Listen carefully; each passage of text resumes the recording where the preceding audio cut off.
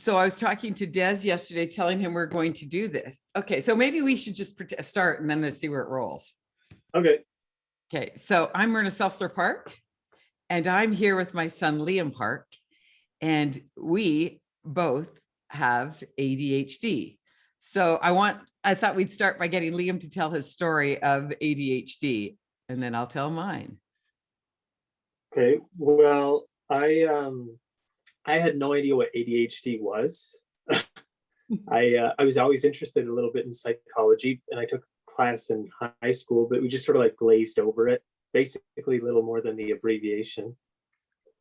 And I always felt like a little weird, but not like in a damaged way.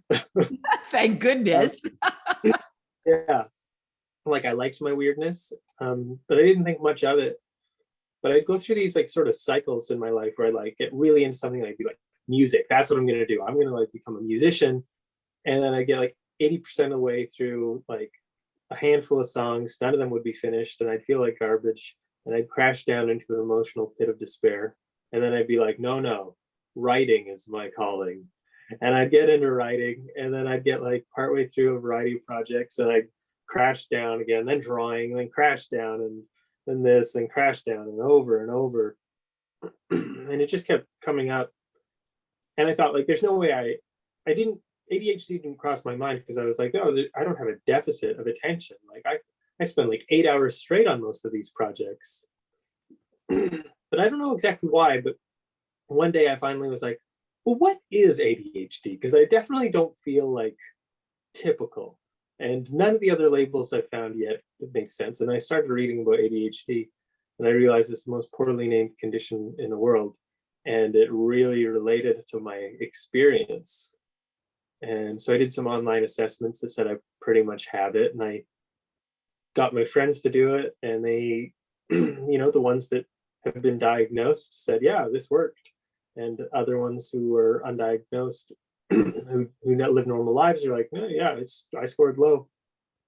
So I went to my doctor. He gave me a similar assessment, and he's like, yeah, it looks like you probably have ADHD.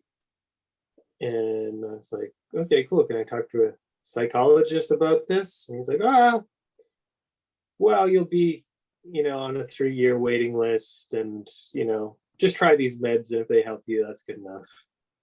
And they helped. And, I've tried to see a psychologist, but if I want to do it, I'm going to have to pay out the nose. And if the meds help and all the things help, then I don't know. Like, well, tell us about I love your story about the first time you took your first Ritalin and went into your garden.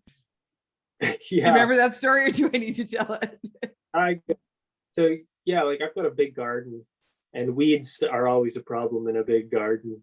Especially when you have ADHD. Yeah. So for like, I don't know, it's probably like the middle or end of May, and the weeds had really gotten out of control.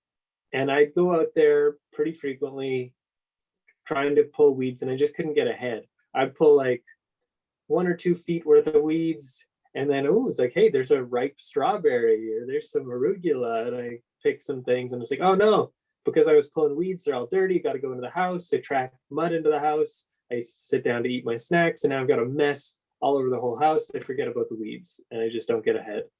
First day on Ritalin, I woke up, I went to pull weeds, and I actually I did a whole row. I did I think 2 rows, and intermittently, through when I was going through the rows, I would have that impulse. I would think oh, there's something delicious here, I should pick it. But there was this little controller in my brain that was able to say, hey, no, Liam, that'll still be there in 10 or 15, 20 minutes when you're done pulling these weeds. Just stay with the weeds. And I did. And so that was a pretty big shift. Yeah. And then I remember us having this conversation, and you telling me about you having ADHD, and I'm completely shocked. Like, I can't believe you have ADHD. And what did you say to me? Yeah, probably that you probably have it too. Yeah, that's exactly what you said. Going like, me, I never thought of having ADHD. But I'll just tell another story. There's one of your vice principals lives down the way from me. And right after you told me this, like, I'm going, whoa, I can't believe it. So he's leaning over his balcony. I say, hey, Rob, Liam's just been diagnosed with ADHD. And he looks at me and says, so where's the surprise there? And I'm thinking, how did no one ever tell me in your 12 years of education, no one said your kid has ADHD? I don't know. It was strange. But as we got to talk more and more about it, I recognized some of the symptoms. Like, for example, like this, for me, one of the things is if my interest starts to fade, I got to do something to stimulate me. Like I got to spin a ring so I can spin my ring if somebody's is getting too long. Or I pick up my phone, which I guess is most people have that as a bad habit. And now that I know that picking up my phone is sort of one of my ADHD habits, I really put it in my back pocket, or I do something to keep it away from me. But I too did the same thing as you did, Liam. And then I went to the doctor, took the test, and she said yes. And then there's brand new improved drugs. So I got those, and whoa, they were way too strong. I couldn't do that. So now, like, I've gotten like the nice little old Ritalin. I have a timer on my phone for 8:30 and 1:15. And I decide, do I need a Ritalin today or do I not? Like, am I working on something really creative that my cool, funky brain will be great with? Or am I trying to get stuff done? In which case I take the Ritalin. So, yeah. But I couldn't believe it. And I kind of wonder if our whole family doesn't have pieces of it, because we all think we're really, really normal. Like, we think everybody else is weird. Yeah. I think our whole family is a little bit on the spectrum, I'd say. There's definitely, big pieces of it in everybody. So what would you have observed, for example, in me, since you have this new awakening about ADHD? Oh, yeah. Answer that first. Yeah. Okay. Well, like, there's this phenomena that I previously called entrepreneuritis, which is like chronically having a multi-million-dollar business idea every like 2.5 days. And who would that be? I can't imagine. Yeah, that seemed to run on your You got to hear the one I thought of this morning before the Ritalin. Okay, what was it before we lose it? Oh no, I wrote it down. I wrote it down. So I'm quite impressed with myself. I want to work with people in masterminds in leadership, but my background and experience is primarily in real estate. But under my breath, I'm saying I'm just kind of tired of the real estate space.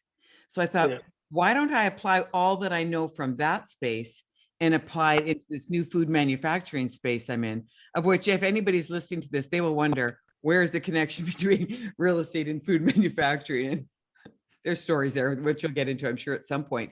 But I just thought, this I don't like, but I like the parts of this, the foundation of this, and the process of this.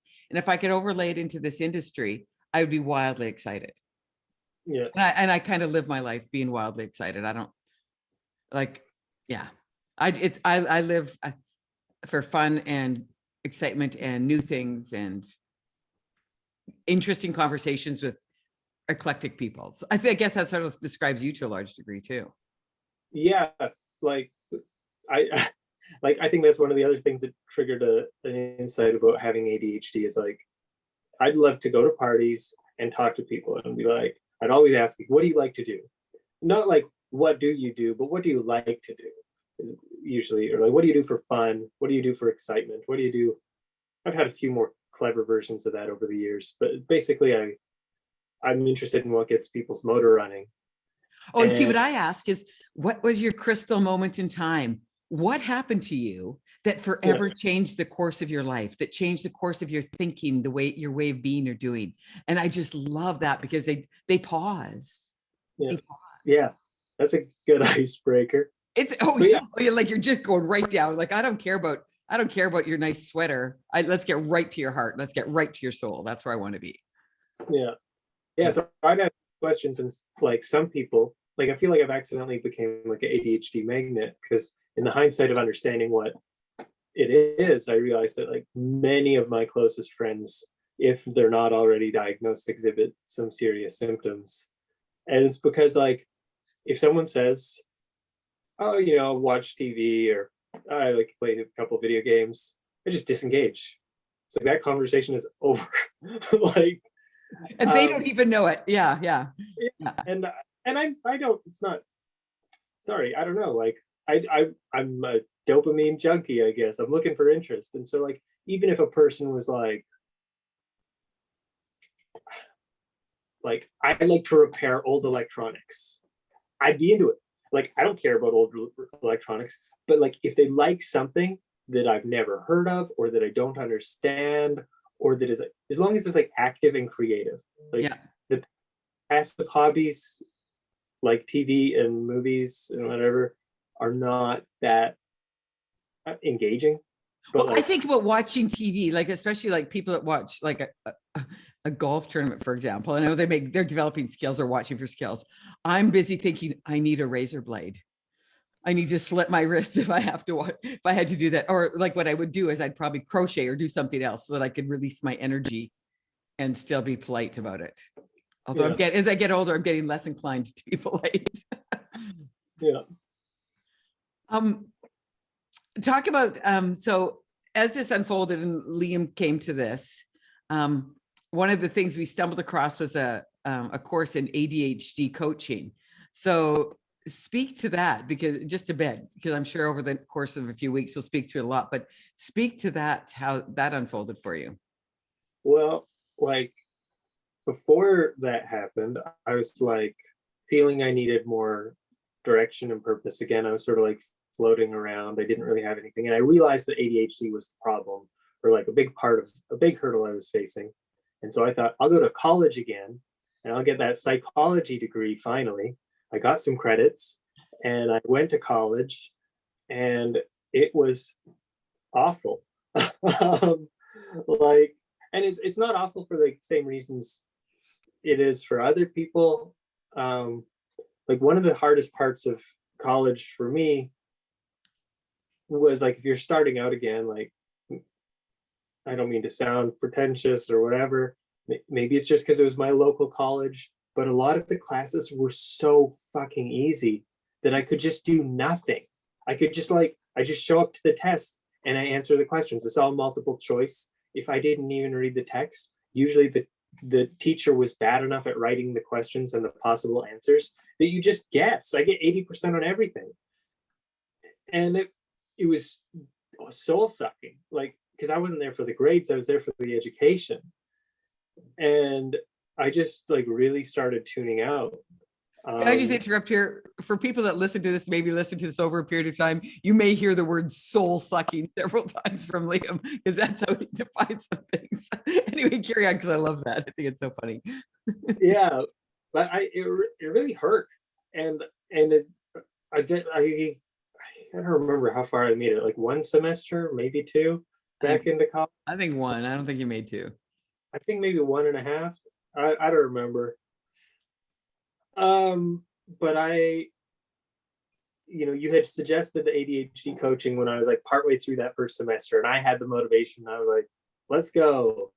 And then by the end of the semester, I was like, oh no, like, I can't do 4 years of this. I can't, like, I'm sure it would get harder and more engaging, but like, it's a crazy thing going to school. Like, you need a, like, if I'm seriously going to go to school ever again, I need to intentionally seek out a school with the teachers who inspire and engage me. Otherwise, it's just never going to work. Yeah. Oh yeah, I recall counting how my economics professor's belt moved throughout the course. Like, he gained weight, he lost weight. We would just look at the notches on, like, otherwise I'd, Yeah, I think I took notes with my left hand backwards for some classes just to try it, just because otherwise I couldn't even stay present. And I never read my notes, so this isn't like an expert study habit. I'm not recommending this. But yeah, as this sort of fell apart, I realized like, oh, maybe ADHD is a bigger problem than I recognized. And I think during college, I was also doing an online podcasting course because I was going to get my podcast going again. And another adventure. Yeah. But one of the activities in it was a worksheet where, like, for a few days, you ask yourself what you're good at and what you like to do. And you do that for a few days, and then you reach out to family and friends, people who know you really well, and ask them, hey, what do you think I'm good at, and what do you think I like to do? And the answers that kept coming up were, I'm good at talking to people, synthesizing ideas, helping them find solutions and see things from different perspectives. And I love talking to people and the stimulus of a new conversation with a new person. And I love exploring ideas and exploring possibilities. And those things, they align really well with the podcast, but editing doesn't. But they also aligned to coaching. And I was like, oh, okay, that, like, I guess that kind of fits. So maybe I'll try it. You know, what's the worst that could happen? Try that evil word. Yeah, well, it still sneaks in sometimes. And at the start, there was a lot of doubt and like limiting beliefs, because like I had started and fallen off of so many things before. Yeah, I know that was your biggest hurdle. That was a really big hurdle for you to just take that deep breath and say, I'm willing to step into this. That I could see the pain that caused you. Yeah, it's like it's like a scar, you know, like a brain scar, because like I believed in it. I believed it aligned with my talents. I believed I could do it. I believed the same thing about music, art, writing, like all of these things over the years. And I fell off of them all. And so it was easy to create a lot of doubt there. But I took the course, and it was way more engaging than my college course. The textbook was way better. The teachers were like of a varied quality, like mostly pretty good. There were one or two that I kind of like couldn't stay present through their lectures, but the textbook was well put together. And so it didn't really matter. Like I stayed engaged, I stayed interested, and I saw how the value applied to my life in a way that like statistics and data analysis and psychology just didn't. You know, like I mean, like I see how I could make it apply to my life, but it didn't. But this ADHD coaching course really did apply. And yeah, it was only, I don't know, like a 6 or 8 month program. But they were really emphatic though. One of the things that I liked about it, which is especially good with someone with ADHD, like you show up or you don't graduate. Yeah, there was a high attendance like thing and a requirement. Yeah. In fact, like because I sort of signed up last minute, like I signed up technically, I think 1 or 2 weeks after the course started. I wasn't able to miss a single class because you had to have 80% attendance for every module, and the first module like was 20% done by the time I got in there. So if I didn't attend every single class, I would have had to do it again or whatever. So I did. Yeah, I was there. So that structure really helped you in terms of staying on task and not allowing yourself to wander. That external stimuli, I guess I'd call it. Yeah, an external like commitment structure is pretty handy. Yeah. Yeah. So one of the first things you told me about this was what you learned about people with ADHD are either this or that. Do you recall what that conversation was? They're either entrepreneurs or they're homeless. And I'm thinking, holy smokes. I'm really glad I'm an entrepreneur. Like that's like it's probably still only marginally true, but it's true enough. But like, but when you go to the extremes, I can see there being lots of truth in it. And yeah, like there's statistics.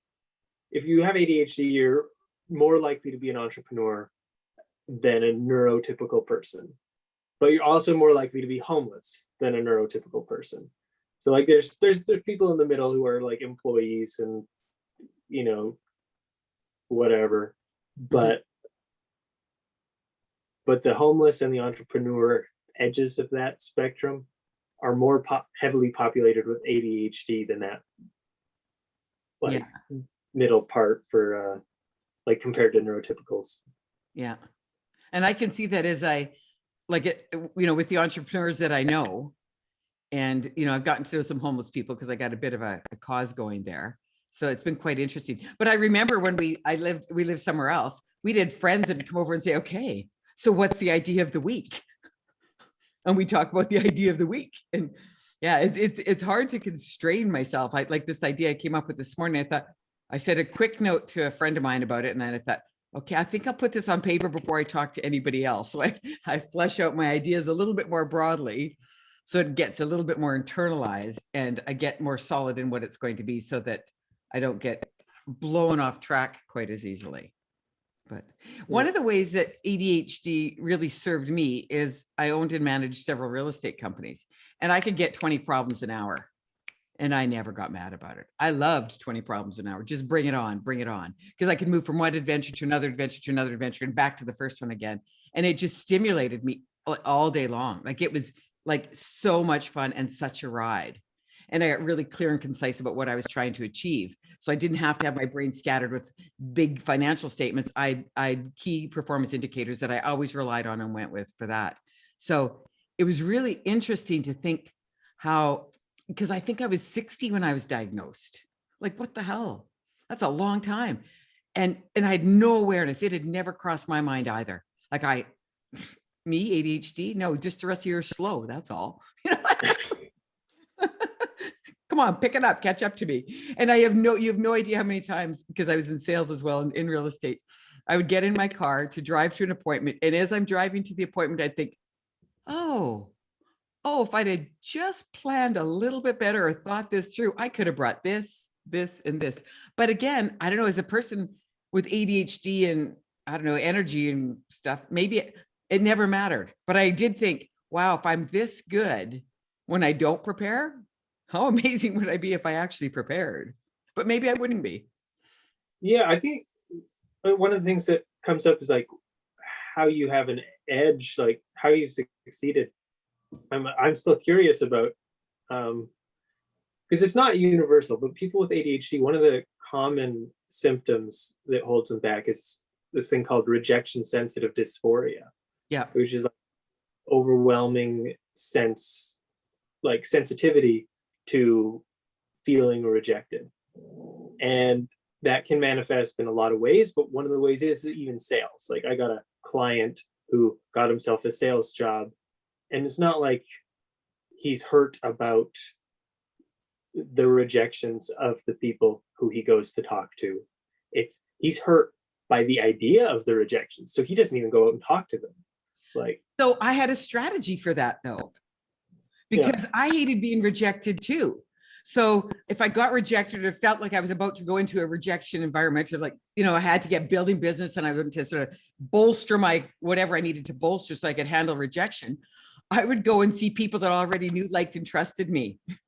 I'd go see nice, warm and fuzzy people. And then I'd go, okay, these used to be strangers. These used to be people that could have potentially rejected me, but they're not. Now they're my friends, because it all need to be my friends. And then I could go out and do the hard things.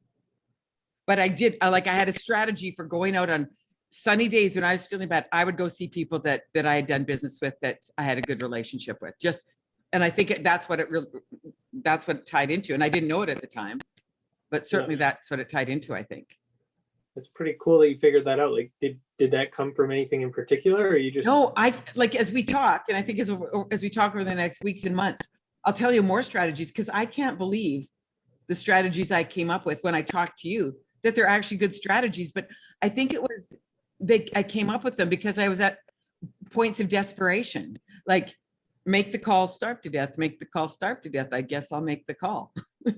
Like, I made my circumstances, my mind believed that my circumstances were that dire. I had to go to that extreme to force myself. Otherwise I'd just, fluff it up or pretend something else, or, go to the next shiny object. But I was really, really, really determined that I had to figure out how to make it work. And I felt so alone in having to make it work that I had to figure out ways to make it work, or I'd have. And I think the alternative too of, like, I want to do this really cool, fun stuff. And if I can't make it at this cool, fun stuff, I'm going to be cleaning houses the rest of my life or something, like again, that dire thing going, no, you must do this. Like, glue your your butt to the chair. You must do this. And we'll talk about that another day, but like, it was tough, but I saw no choice.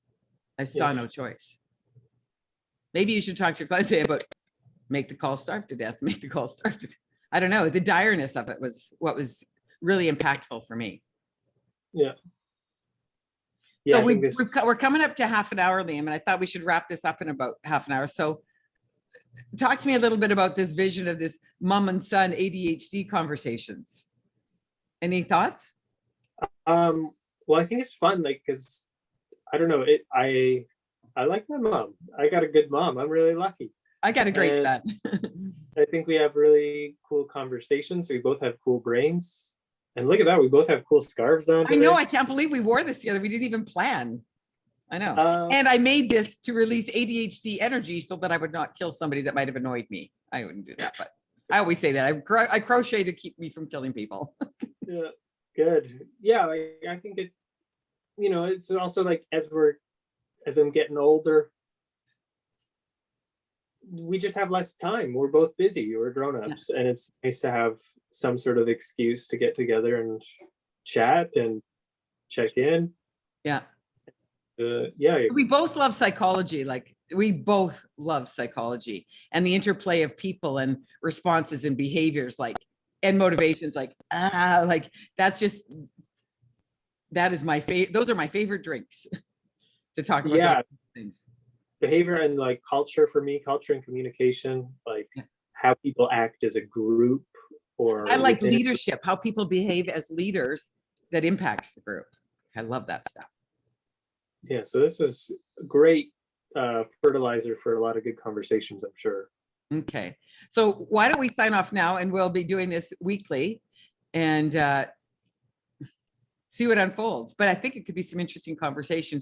And I guess a big part of it is wanting to take the stigma and the negativity about ADHD away and help people to understand it more and understand the ways, coping mechanisms, be they medications, be they behaviors, be they change thinking patterns, whatever it might be. But to just lead, because you can lead a really full, rich life with ADHD, like really full and rich, like woohoo. Yeah, I wouldn't trade my life in for anybody's. Certainly not a person's. Yeah, I wouldn't either.